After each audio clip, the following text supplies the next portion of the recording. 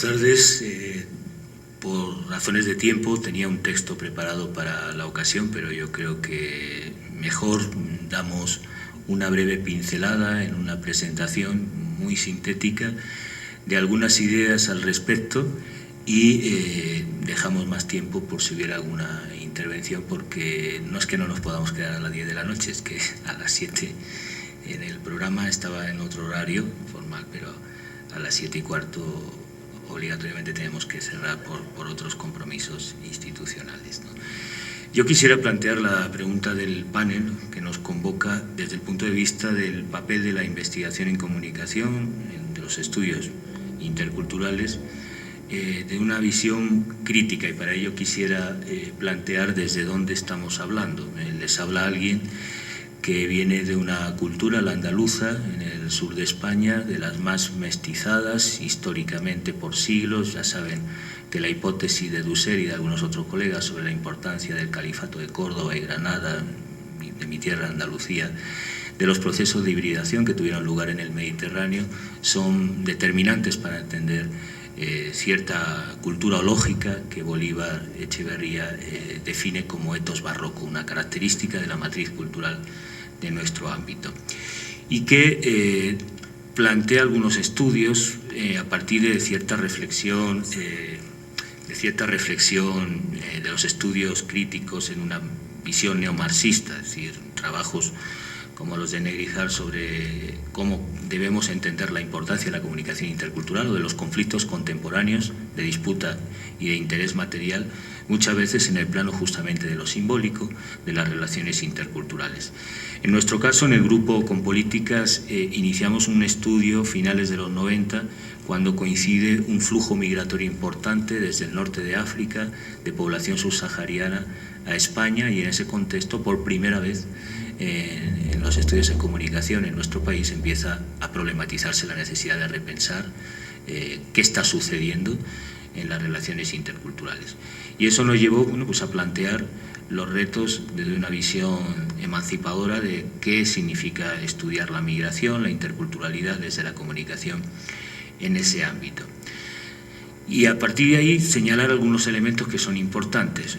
Cuando planteamos una alternativa a los estudios interculturales, a la lógica dominante de interculturalidad, lo primero que hay que señalar es que la propia matriz constructiva de la comunicación es una comunicación absolutamente desigual, desequilibrada, concentrada, monopólica, monológica, a veces incluso hasta monolingüística, dominada por la cultura WASP, por la cultura blanca anglosajona y protestante, que tiene el dominio de la comunicación y construye relatos sobre las migraciones, sobre la diversidad cultural, evidentemente desde ciertas matrices etnocéntricas que, en el caso de lo que estudiamos en el sur de España, en Andalucía, hacen invisible la migración y que estereotipa desde ciertos modelos, lo que esta mañana el profesor Carlos del Valle denominaba la construcción de los nuevos bárbaros, y que evidentemente define una agenda informativa racista, etnocéntrica, y que además la propia cultura académica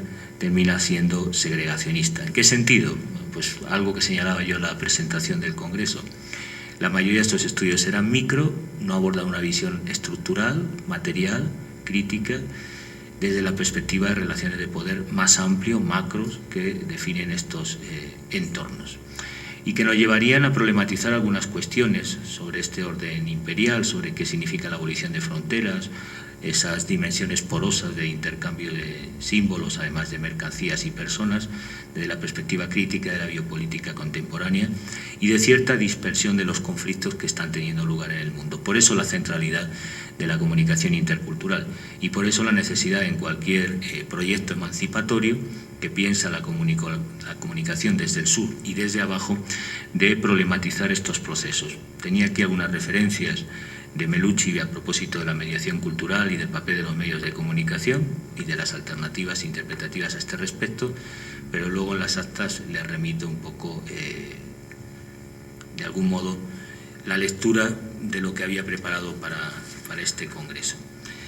Señalar algunos elementos que me parece importante, que son tradiciones ya en América Latina, ¿no? la importancia, por ejemplo, de las políticas educomunicativas a la hora de dinamizar la diversidad. Esta tradición que viene de Paulo Freire, de Mario Kaplún, que se ha ido perdiendo en los 80 y 90, en las décadas de neoliberalismo, yo creo que es un elemento que hay que recuperar. Es decir, la formación desde la perspectiva educomunicativa es estratégica a este respecto. Igual que las políticas de reconocimiento a nivel macro, con marcos normativos, señalaba José Enrique Finol, bueno, el tema de la Ley Orgánica de Comunicación, claro, si no hay una ley que obligue a contenidos diversos, a una programación que fomente la interculturalidad, desde luego los medios privados ya sabemos que no lo van a hacer, todo lo contrario.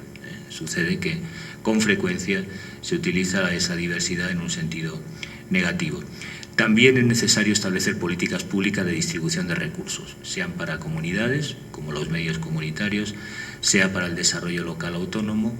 Es el debate que se planteó desde las décadas de los 60-70, la primera red importante de radios indígenas, que fue en México, con el Instituto Indigenista, y en el que se distribuyó efectivamente radios para las comunidades indígenas. El problema es que esas radios sirvieron para un proceso de cooptación, de eliminación de liderazgos adversos a la política del PRI y, en definitiva, a la falta de autonomía de estas comunidades. Por tanto, bueno, la distribución equitativa de recursos para la comunicación, la educación y la autonomía cultural implica algo más distinto a lo que habitualmente en política pública llamamos modelo paternalista de arriba hacia abajo. Propuestas estratégicas también que son necesarias en materia de políticas culturales. Quienes siempre hemos trabajado en políticas de comunicación, insistimos que es más pertinente hablar de política cultural, por tanto, de vincular los medios de comunicación y todas las estrategias comunicativas al sector educativo, a las políticas culturales, es decir, con una concepción mucho más amplia.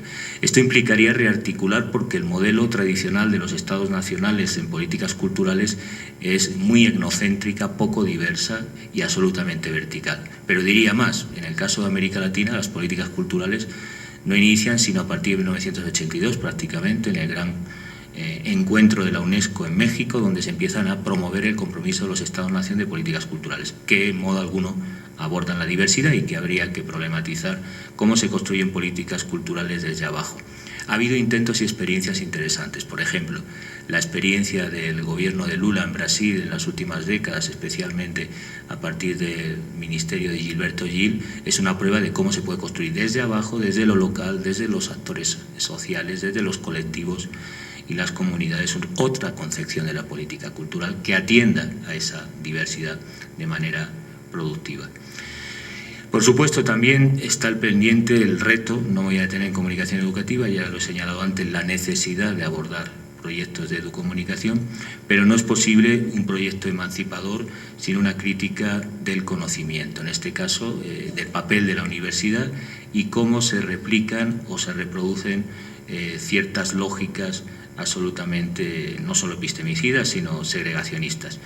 La experiencia que comentaba en la conferencia magistral de apertura el profesor del Valle sobre los textos que se leen habitualmente en la escuela a propósito del pueblo mapuche son ilustrativos de cómo la universidad y el sistema educativo no ha asumido la diversidad. El modelo de Estado-nación, tanto en Europa como en América Latina, en el conjunto de países, siempre ha sido con un modelo de tendencia a la uniformidad. Tenemos ejemplos extremos, como es el caso italiano, de eliminación de la diversidad lingüística para establecer una norma, una cultura, un patrón, un mito. Bueno, esos elementos hay que problematizarlos. Y plantear también algunas ideas desde Foucault y a partir de la experiencia de Franco Virat y de Deleuze, sobre todo de Guattari, en la relación teoría y práctica, en la concepción nómada del pensamiento y del intelectual en el trabajo justamente de articular esa mediación, traducción, reescritura en términos de palincesto de las formas de desarrollo a este respecto. Terminaría con una reflexión con 5 o 6 ejes que me parece fundamentales. Primero, necesitamos concebir la investigación en comunicación de manera distinta en la academia, y esto implica problematizar la alteridad en los modos de producción científica con los actores. Lo que hoy denominamos diálogo de saberes es una exigencia que es irrenunciable si queremos plantear una perspectiva emancipadora en la interculturalidad.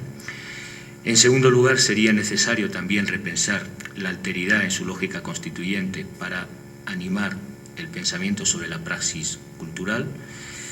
En ese sentido, no es posible proyectos de investigación con una perspectiva emancipadora si no hay una politización de la enseñanza y la práctica cultural sobre las mediaciones informativas.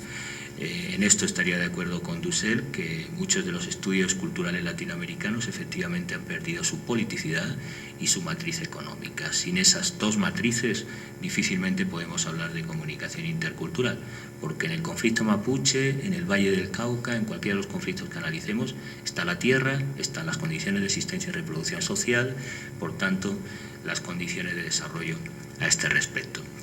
Y hay un elemento que sí me llama particularmente la atención, que tiene que ver con eso, con ese neologismo de la exomemoria digital, ¿no? De qué manera las culturas tradicionales sujetas a la biopiratería están siendo expropiadas de sus propios códigos culturales, de sus memorias, registradas en grandes compañías y soportes, no solo con Google, podríamos señalar algunas otras. Esto está sucediendo con las culturas populares en la Unión Europea, ya sucedió en Estados Unidos con el saber de las culturas nativoamericanas, y podríamos señalar que en América Latina también es un problema a problematizar. Entiendo que no puede haber una pedagogía de la comunicación intercultural liberadora si no hay una política de la memoria, si no hay, de algún modo, una reconstrucción de la historia con proyección utópica de las identidades y de las formas de ser y estar en los territorios.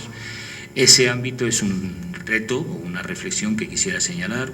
Fornes Betancourt hace una reflexión al respecto sobre la memoria y sobre la liberación de las imágenes, ahora que la antropología visual está desarrollando tanto trabajo en territorio sobre las formas de representación audiovisual de las culturas tradicionales. Es un elemento que, a mi modo de ver, es importante como la otra matriz de la que algunos provenimos, que son los estudios de comunicación y desarrollo local, y que deben plantear el conflicto y la construcción de esa forma de empoderamiento en territorio. Es uno de los elementos, creo que, más significativos en este nuevo horizonte social, que nos llevaría, pues, de algún modo, a los retos que históricamente el pensamiento crítico ha formulado, y que en este contexto los estudios interculturales, muy condicionados por esa visión micro, yo diría apolítica y a veces ahistórica, que tanto la antropología como las ciencias sociales en general impusieron desde el norte, pues evitaron. ¿Cómo se democratiza la comunicación? Por eso hablaba de lo macro con leyes, pero también de lo micro en la construcción equitativa de recursos para las comunidades. La descolonización cultural, esto es más complicado porque el sistema mediático históricamente siempre ha sido etnocéntrico, nacionalista, entendiendo nacionalista como una única nación homogénea dentro de los estados, y pasar un modelo, digamos, descolonizado del sistema de comunicación es complicado.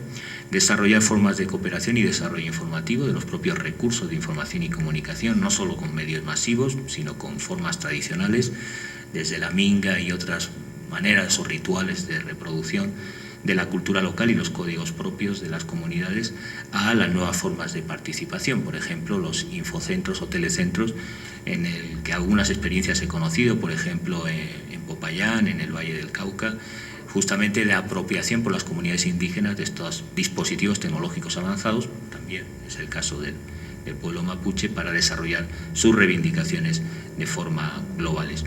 Y el desarrollo también de articulación de redes sociales para la expresión y autonomía cultural de las minorías.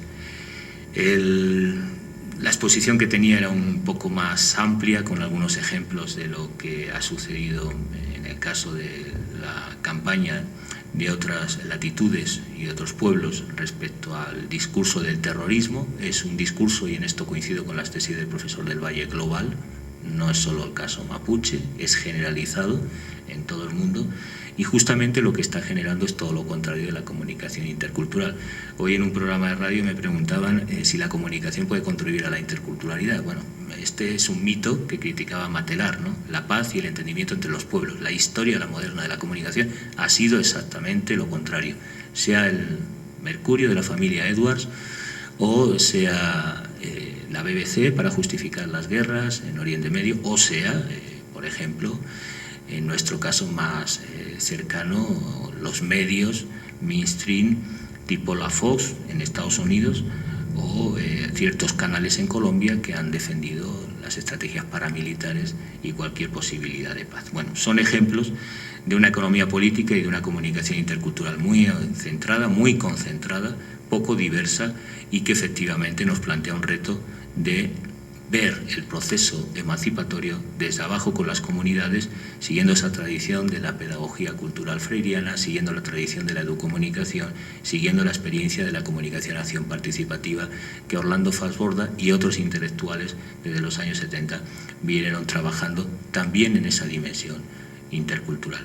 Que justamente en función de la interrogante del panel, yo lo que hago es interrogar el concepto de interculturalidad, entendiendo que hay un proceso casi de naturalización y neutralización de cómo estamos entendiendo la conceptualización de la interculturalidad y las mismas prácticas interculturales, como si solo se tratara de espacios de encuentro, diálogo, entre otros.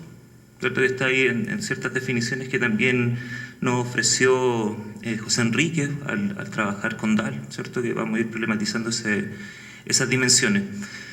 Mi idea es poder problematizar la interculturalidad en relación al ejercicio del poder, pero también en el relevamiento de lo que serían las narrativas heterónomas o narrativas disidentes, que justamente desde abajo están pensando otro tipo de interculturalidades.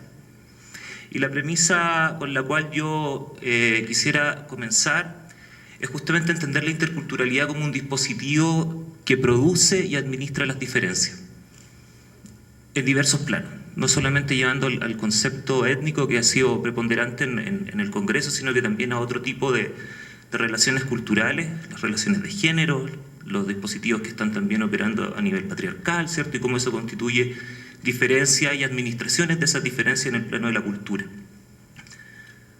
La noción de dispositivo, como dice Agamben, a partir de la reflexión que hace de la propuesta de Michel Foucault, tenemos que entenderla justo como está en la diapositiva, como un conjunto heterogéneo, ¿cierto?, a nivel discursivo e institucional, donde conceptos como la interculturalidad están siendo producidas y que no la podemos desvincular de las relaciones de poder y de saber que constituyen fenómenos tan importantes en una sociedad como la que estamos experimentando hoy día, como sería la dimensión intercultural.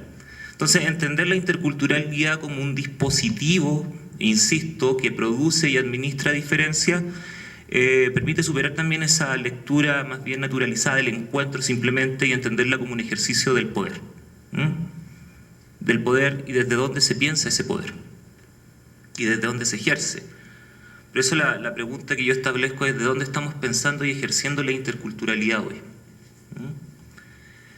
Creo que dentro de las revisiones de la literatura al respecto hay un aporte súper enriquecedor de una autora que trabaja acá en Ecuador, que es Catherine Walsh, y que ella nos presenta 3 tipos de interculturalidades. Y creo que esas 3 interculturalidades van dando una respuesta a lo que yo estoy planteando de este cuestionamiento a las lógicas del poder que están insertas en la construcción y en el ejercicio de la interculturalidad. Uno de los tipos de interculturalidades que reconoce Walsh es justamente la interculturalidad relacional, que nos lleva básicamente a la identificación del evento, del encuentro, que estaría en definiciones como la que decía el profesor a través de Dahl, que también está en unas definiciones que trabaja Miguel Rodrigo Alsina cuando se refiere a lo que es la comunicación intercultural, que está también en las definiciones sobre diálogo intercultural que propone la UNESCO, que proponen otros estamentos internacionales que ya voy a presentar, y que si bien dan cuenta de un hecho, de un fenómeno, están omitiendo varios otros. La lógica de racialización que operan en los procesos de interculturalidad, los dominios que están operando desde la perspectiva de género, ¿cierto?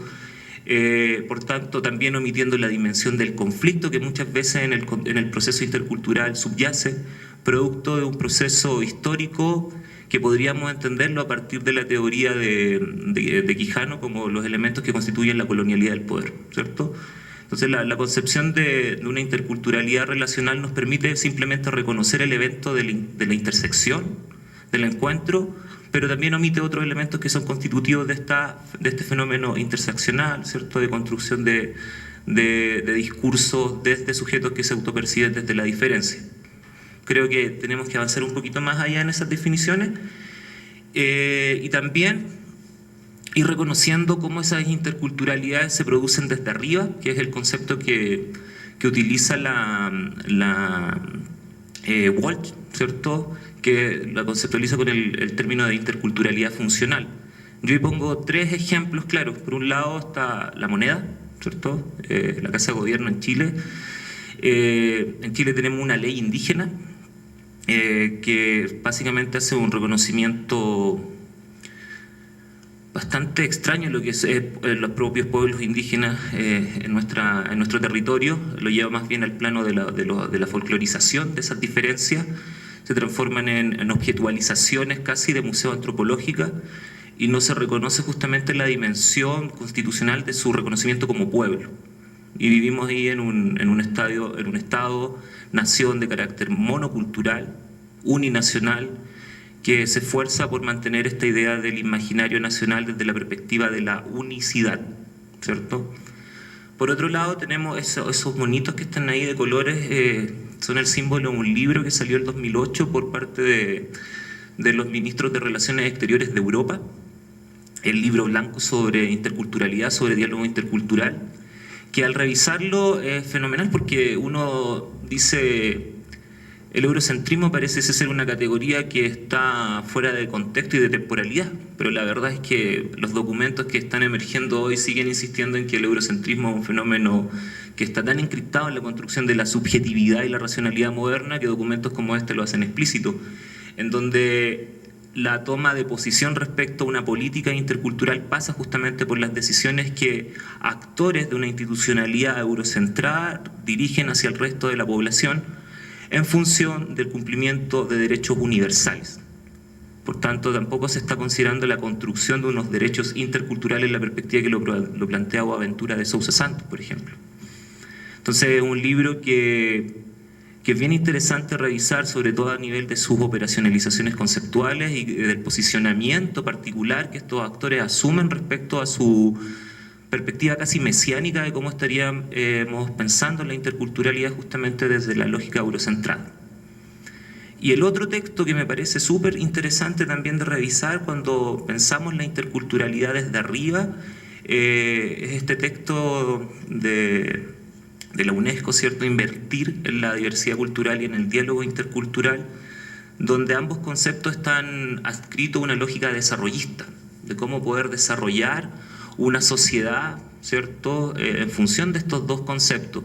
Ahora el tema es cuál es el concepto, cuál es la ideología que subyace en esa conceptualización de desarrollo en la UNESCO.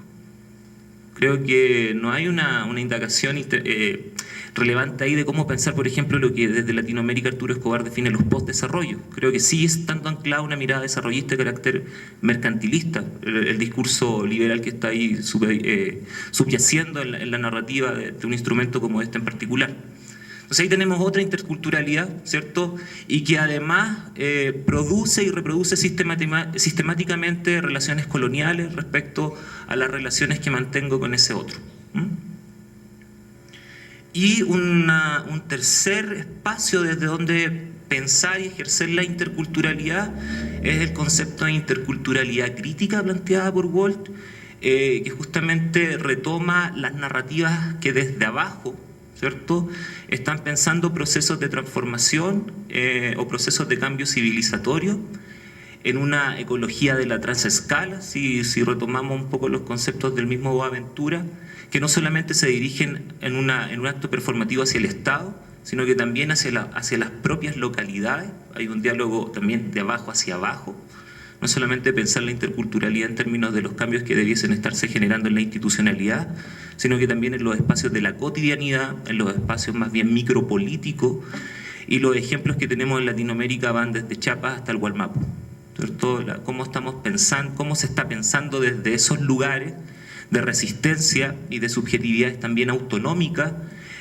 proyectos de transmutación de las coordenadas que la matriz colonial de poder ha instalado al momento de pensar relaciones de diálogo intercultural, que a mi modo de ver estaría más bien explicitando esto que señala Zizek, ¿cierto?, la idea de ese multiculturalismo segregacionista y reproductor de una diferencia excluyente, que sería en gran medida el relato de la modernidad, ¿cierto?, de este proyecto de la modernidad colonial, imperial, etcétera, etcétera, etcétera. Tenemos entonces esos 3 elementos: ¿cierto? 4 sería entender la interculturalidad como un dispositivo y entender por lo menos 3 espacios de donde estamos pensando esa interculturalidad. Mi idea, justamente, respondiendo a la interrogante de esta mesa, es situarnos desde la interculturalidad crítica. A ver si logro explicar esto en poquitas palabras, en poco tiempo. Delante el profesor Finol hacía referencia a Göran Sonesson, ¿cierto? Y él tiene unos modelos de semiótica de la cultura súper interesantes, pero justamente son modelos de semiótica de la cultura que traducen la alteridad desde el egotexto y siguen manteniendo un espacio de la exterioridad, ¿cierto? Y esas formas de traducción egocultural, a mi modo de ver, estarían operando desde el plano de una episteme de la dominación que subyace en la lógica de la colonialidad y que ha instalado narrativas monotópicas, narrativas universales, narrativas que se han creado, construido y legitimado desde un lugar especialmente, que son los lugares que tradicionalmente, históricamente, se ha ejercido el poder.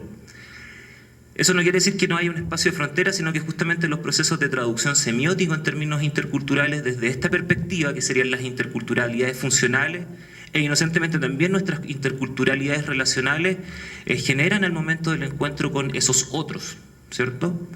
Pero cuando pensamos una interculturalidad crítica, esa traducción egocultural que está regida por esquemas de interpretación de la diferencia a partir de mi mismidad, ¿cierto? Pasan por otros procedimientos semióticos de carácter muy interesante, y yo ahí rescato la concepción que la teórica de la cultura, que es chilena, que es la Elizabeth Yellin, denomina como traducción imperfecta, y que está dentro de la traducción de algunos otros teóricos del norte y que están pensando estas realidades también. Porque el concepto de traducción imperfecta es justamente entender la semiótica también como un proceso de subversión de los códigos dominantes. Entenderlo como una herramienta que no solamente describe, sino que también permite pensar procesos de transformación sociocultural. Las traducciones imperfectas, por tanto, serían los modos que desde esos altertextos, ¿cierto?, están traduciendo esa narrativa monotópica que se ha instalado en el proyecto de la modernidad a partir de la incorporación de narrativas heterónomas. Y cuando hablo de narrativas heterónomas, me estoy básicamente sujetando de la propuesta de Angenot cuando habla del concepto de heteronomía, ¿cierto?, que en una definición extensa, yo la voy a simplificar, son básicamente aquellos relatos que, siendo parte de la totalidad del discurso social, se sitúan desde sus márgenes, desde su disidencia, para posicionar relatos que tienen que ver justamente con aquellas formas negadas, con aquellas formas excluidas por el relato unívoco o universal, ¿cierto?, y que son capaces de posicionar sistemas de significación altamente, en momentos confrontacionales, pero en momentos también autónomos, ¿cierto? Instalan una agenda personal, una agenda que está organizada en función de las localizaciones de donde estas agrupaciones se emplazan y comienzan a pensar y a reconstruir el mundo. Perdón. Ahora,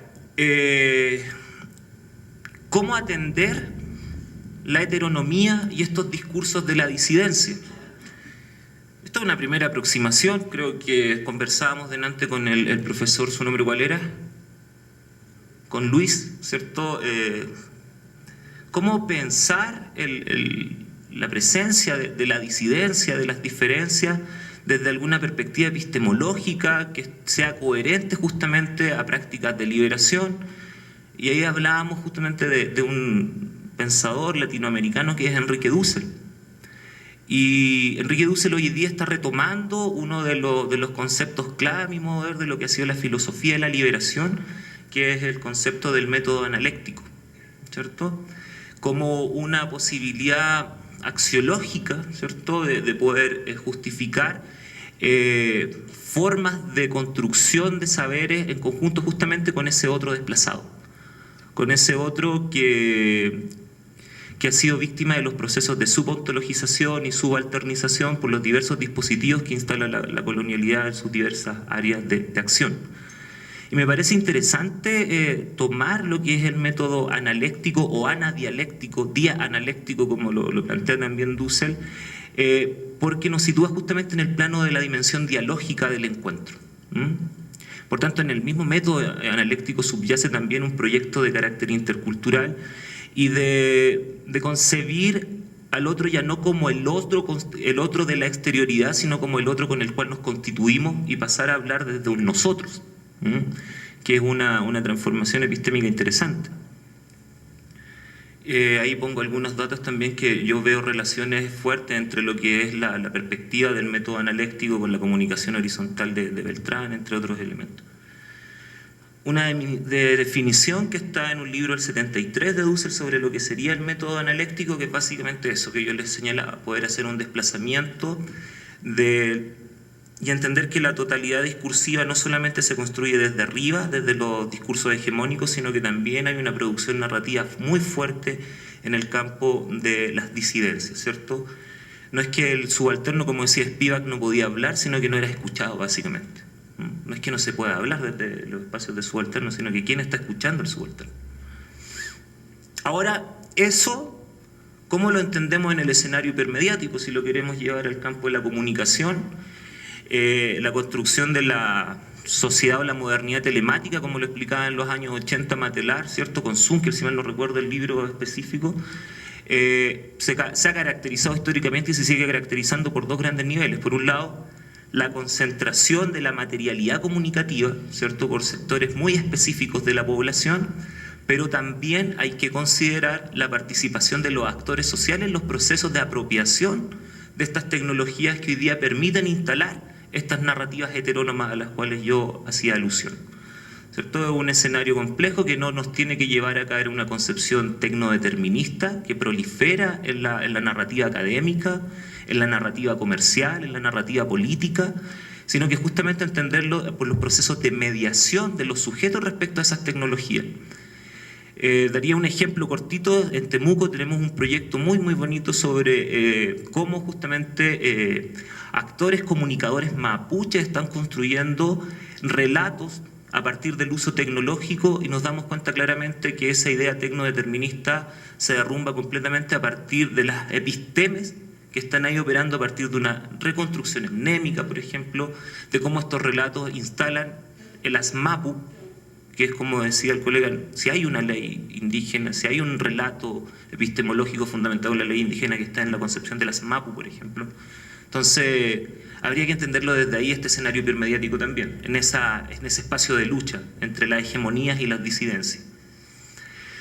Y estas disidencias podríamos conceptualizarlas como una comunicación otra, y ahí yo planteo 6 elementos que son reconocibles en las materialidades discursivas que me ha tocado analizar, y no solamente en los discursos, sino que también en las performatividades de los propios actores, cuando relatan las concepciones que ellos tienen del proceso de comunicación. Piensen ustedes principalmente en lo que nos dicen los encuentros de Abya-Yala, por ejemplo, sobre la comunicación y el derecho a la comunicación cuando está siendo pensada y asumida por los pueblos indígenas de Latinoamérica. La comunicación como una praxis transformadora justamente de las coordenadas de dominación que se han instalado, y en la cual la comunicación, como lo explicaba Francisco, ha sido un instrumento de supeditación completo. Nos encontramos con subjetividades políticas de resistencia y autonomía. Estamos viendo que hay una superación de lo que Spivak denomina las mecánicas de constitución del otro y procesos de autoafirmación, de autorrepresentación, y por tanto de instalación de esa narrativa ya no del enemigo, como decía Carlos en la mañana, sino de cómo yo estoy siendo construido en mis localidades, ¿cierto? Relevar lo alternativo y no solo lo alternativo, no es solamente un discurso que se opone, sino que también un discurso que construye desde ese alter una agenda propia de comunicación. Estamos pasando de la comunicación como un dispositivo de regulación a la comunicación como un sistema de emancipación, y entender que en la comunicación y en estas narrativas se devela un nuevo campo epistemológico y político. Y por tanto, volviendo al concepto, la interculturalidad, cuando está siendo pensada desde abajo, también está siendo pensada en una lógica de las transformaciones de las relaciones de poder, de saber, y de cómo estamos proyectando transformaciones de los estados relacionales entre unos y otros.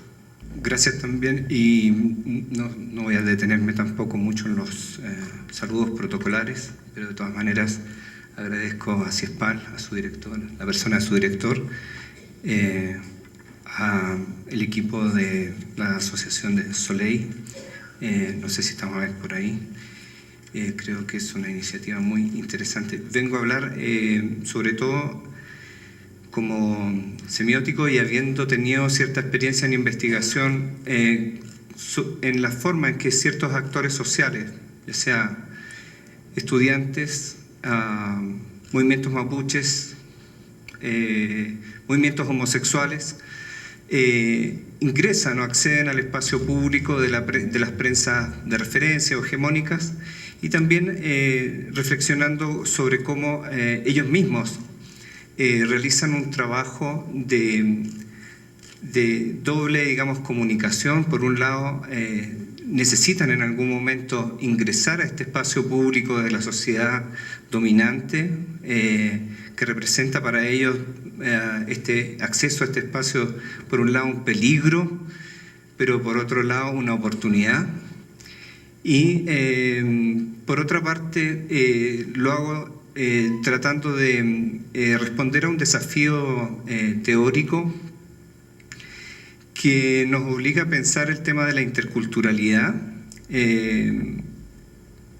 desde la semiótica, que es mi disciplina, y también cruzada por fenómenos que tienen que ver con el poder.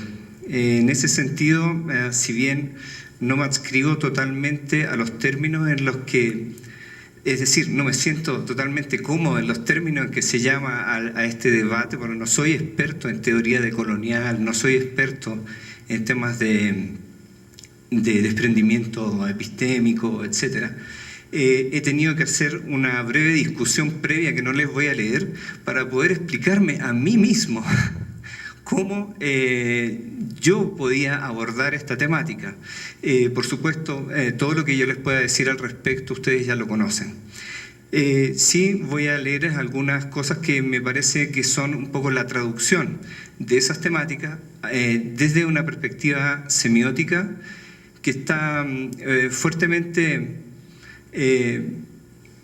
influenciada, quisiera decir, por supuesto, hay en el mundo, digamos, un poco de las teorías sobre la significación y la comunicación. Hay, en este momento yo diría como una especie de teoría cuántica y teoría de la relatividad. Por un lado, la semiótica realiza explicaciones muy interesantes a partir de un marco epistémico que es básicamente fenomenológico de los procesos de comunicación. Y por otra parte, en el extremo opuesto tenemos algunas teorías de sistema que incorporan el concepto de comunicación, básicamente eludiendo el concepto de sujeto, eludiendo el concepto de psicología, de individuos, y generando una cierta idea de sistemas sociales que funcionan como encadenamientos comunicativos en los cuales nosotros somos de alguna manera simplemente partícipes, de la misma manera en que una célula en el cuerpo participa de nuestra individualidad sin necesariamente hacerse cargo de ella. Voy a tratar entonces de leer lo que viene para no demorarme demasiado e ir al grano. Bueno, ya he explicado que mi perspectiva será semiótica.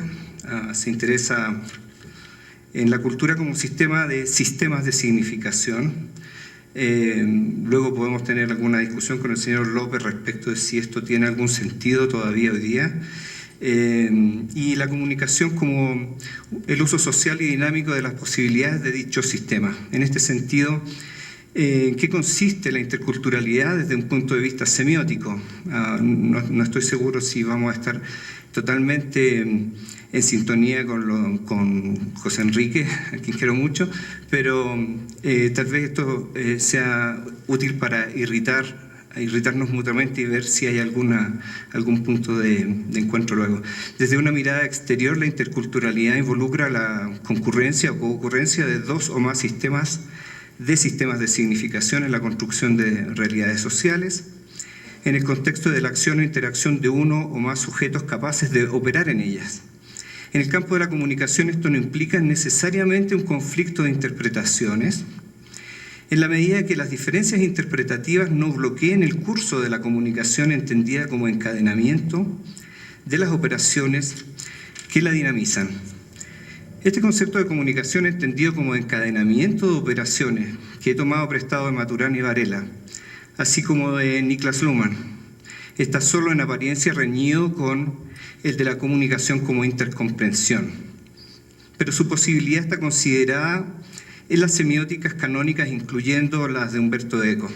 Personas dotadas de sistemas de referencia culturales muy distintos pueden llegar a comunicarse, entre comillas, de un modo inusitado o incluso perverso desde un punto de vista de la intercomprensión, entendida como un acceso común al sentido.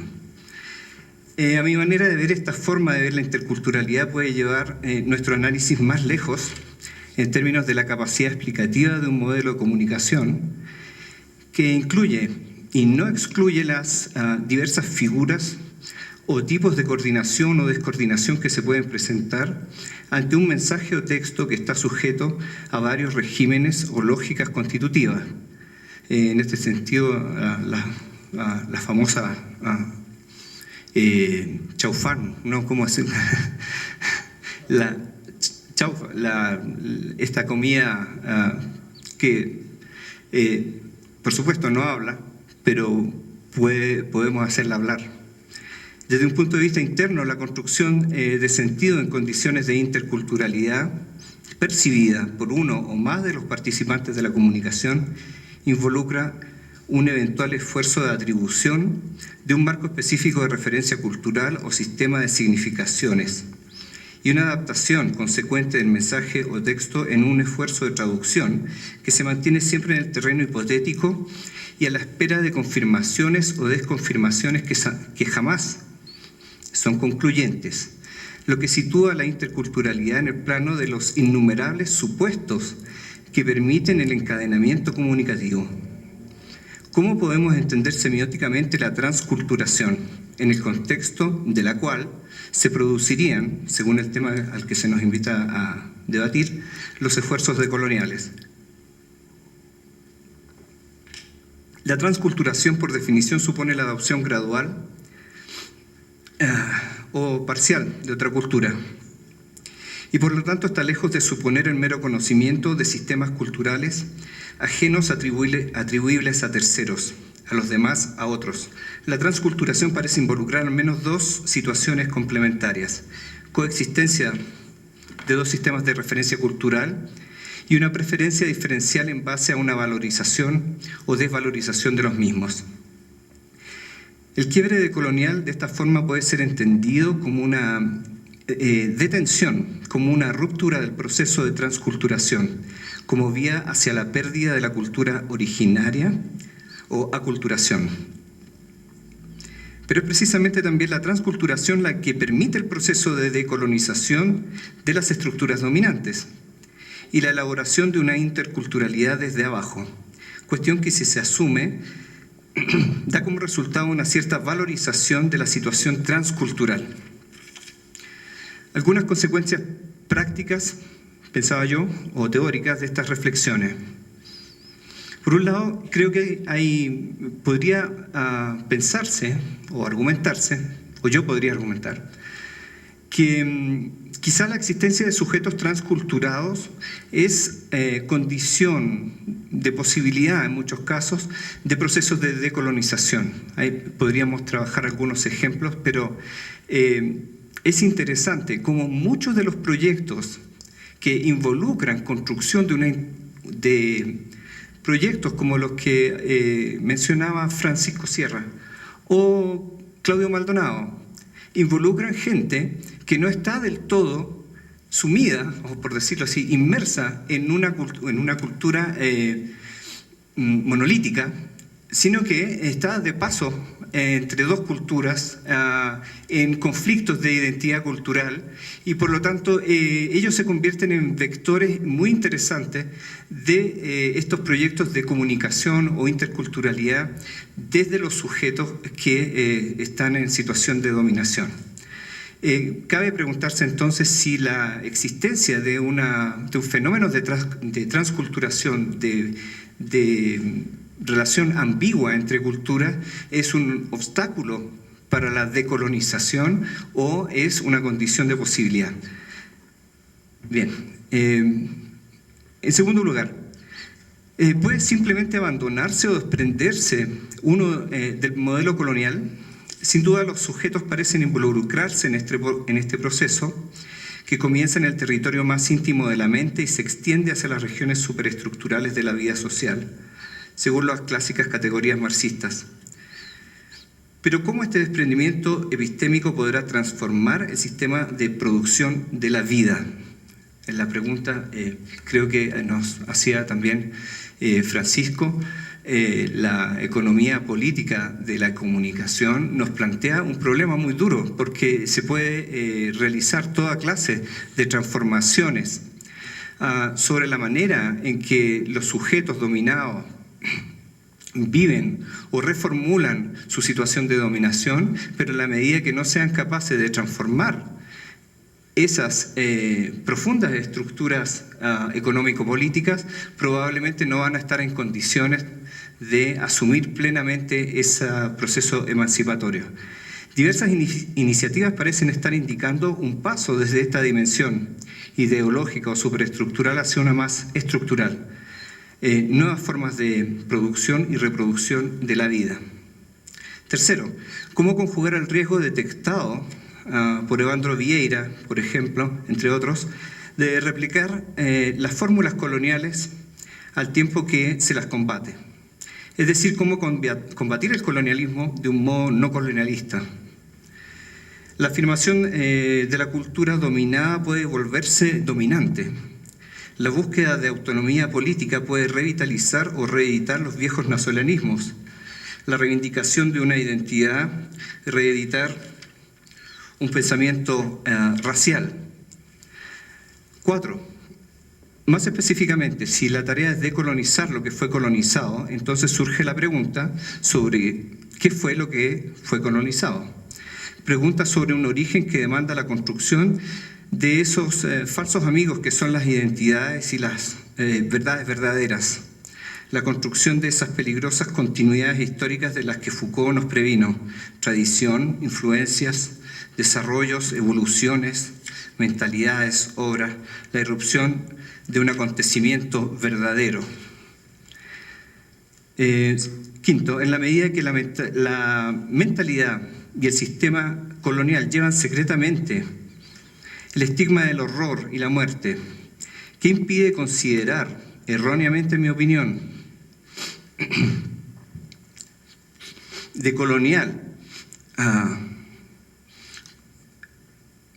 considerar el proyecto de colonial como un proyecto de restitución de un estado de inocencia preadámica, como una búsqueda de origen perdido? Estas nociones requieren una deconstrucción que no necesariamente se está haciendo en el terreno de la praxis.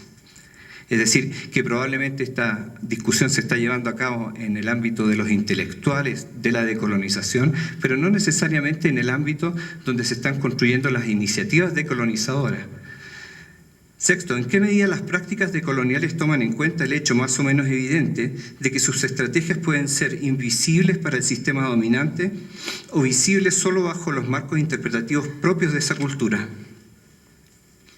7. Factores estructurales no solo determinan de manera más o menos directa la forma en que se puede intervenir o incidir en el sistema dominante, sino también determinan indirectamente su contenido, es decir, tanto el qué como el cómo. Esto es particularmente visible en el ámbito de los medios de comunicación alternativos e independientes. Hay un ejemplo.